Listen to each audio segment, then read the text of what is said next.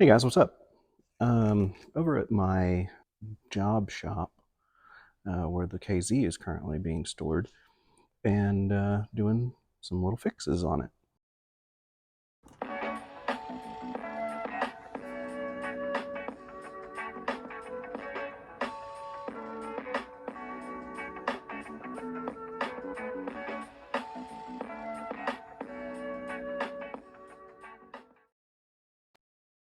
So as you saw in that last TikTok that I made, I have everything torn apart right now to do, the fixes mentioned.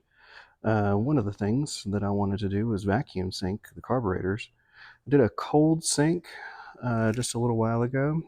Everything was almost perfectly even, which was kind of surprising considering it was just a bench sink, but also not that surprising considering how well the bike runs.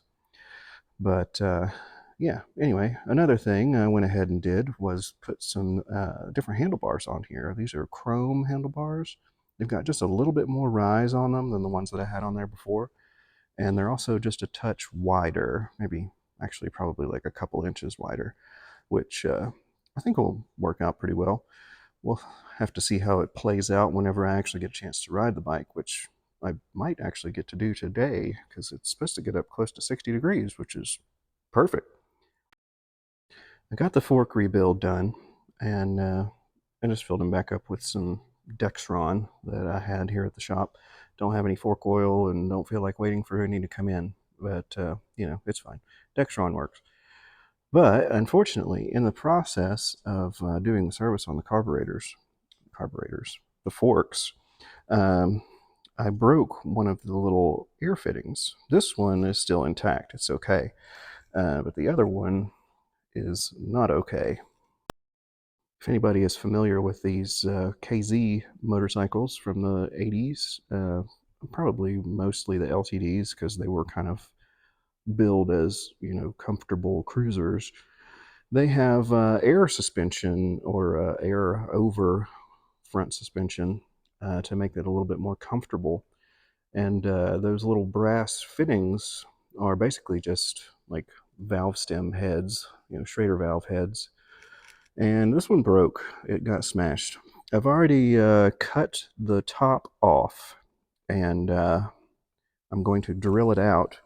And I've got another valve stem tube here from just a regular car valve stem. I'm going to cut it down to match and drill this out and put this down inside of here in such a way that it seats nicely. Then I'm going to use some of this plumbing solder, just basically pure lead, to solder it up. And it should be a viable repair, but we'll see.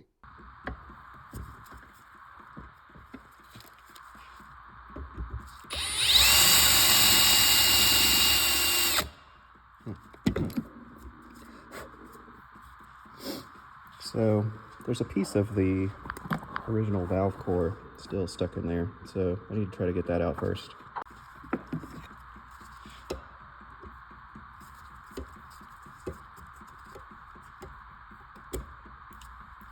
Success.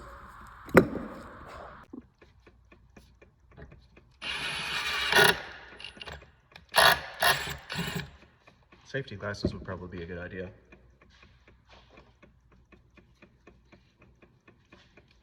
Safety first.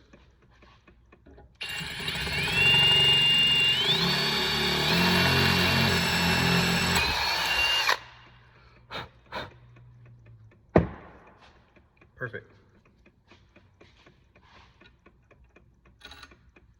Like a glove.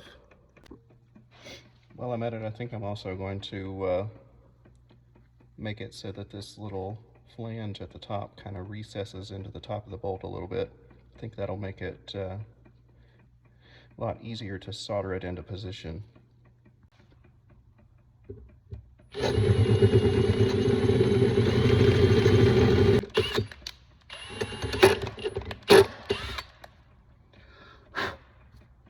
That should do it. Brass is so soft, it's really easy to get the drill bit to just catch an edge and bite into it. All right, so got a little recess in there now. Drop the valves down in here. Very nice. Put some solder around that, some solder around the bottom.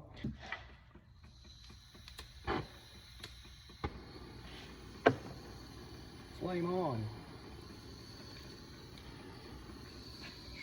Oh, 1 second. Should probably take the old O-ring off of here before I do that. The O-ring's actually still really pliable and should be sealing well. A lot of times with these old bikes, all of your rubber is just completely flattened out and hard as a rock, but this is still really springy and vibrant and alive. Gotta save that.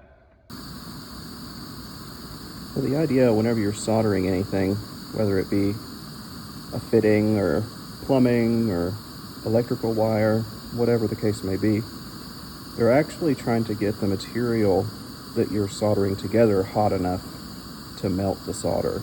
You don't just want to melt solder onto it and hope for the best, because, you know, that's not really how it works. So, a little bit of glob there, a little glob there, glob back here. Just have to take my word for it. And I'll show you what happens when I'm done.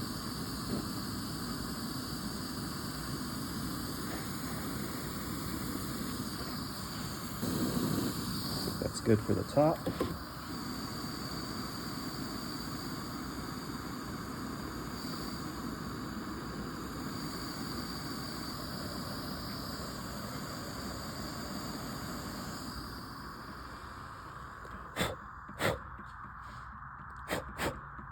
Doesn't look great, but as long as it seals, that's all that really matters.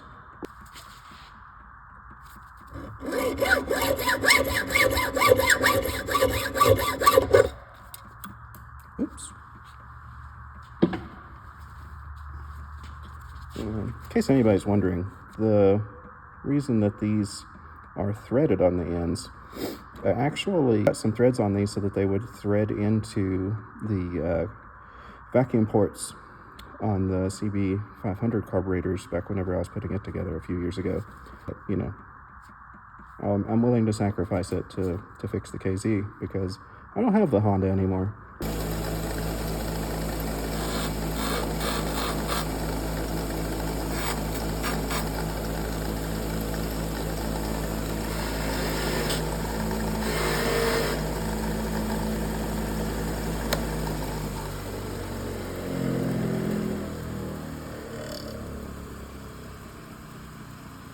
Should work just fine. A little bit of old PTFE thread sealing on here.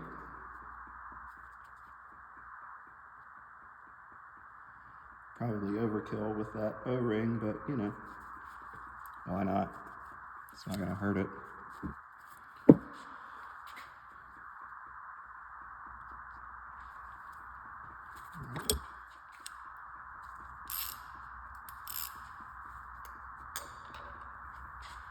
This is brass, so obviously you don't want to over tighten it. Just want it snug. It should be plenty good. Now the real test, see if it holds air.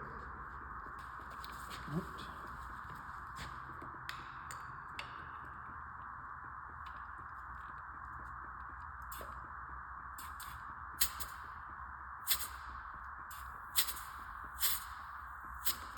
Perfect.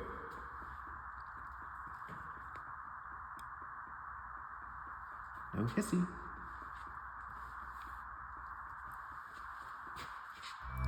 Repair.